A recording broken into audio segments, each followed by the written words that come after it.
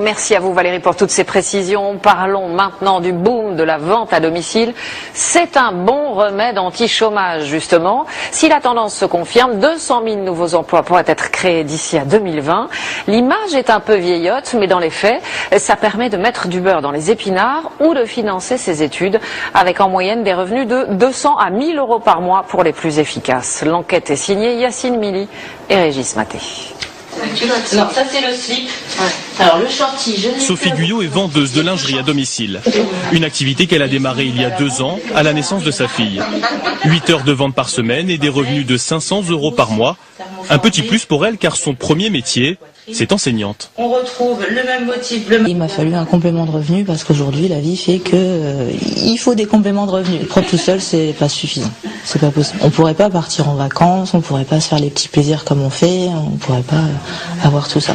Et de toute façon, maintenant, la vente à domicile, je pourrais plus forcément m'en passer. J'aime beaucoup. Et avec cette formule, les clientes, elles aussi, y trouvent leur compte. La baleine qui s'en va. La baleine qui s'en va. Et jamais quand on est tranquillement chez soi.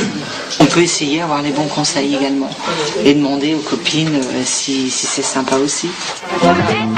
La vente à domicile, un concept inventé dans les années 50 par une célèbre marque américaine de boîtes en plastique. Depuis, le concept a le vent en poupe, équipement de la maison, cosmétiques, textiles ou ateliers culinaires. En France, la vente à domicile, c'est près de 4 milliards d'euros de chiffre d'affaires. Et des vendeurs toujours plus nombreux, 400 000 l'an dernier. Et avec la crise, une nouvelle population s'essaye à la vente à domicile, les étudiants. Direction Marseille. Donc pour faire ressortir les pommettes, et la petite astuce pour mettre du blush, mesdames, souriez. Léa Otsuka a 20 ans. Elle est étudiante en licence de droit. Pour financer ses études, elle aussi a choisi la vente à domicile, mais dans le domaine des cosmétiques. Revenu, 250 euros par mois. Je peux vraiment allier mon emploi du temps de vie étudiante avec cette activité-là. Et d'un autre côté, évidemment, une passion des cosmétiques qui me permet vraiment de joindre l'utile à l'agréable.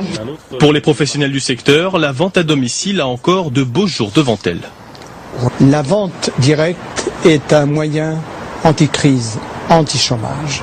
La vente directe à l'horizon 2020 créera plus de 200 000 emplois nouveaux en France.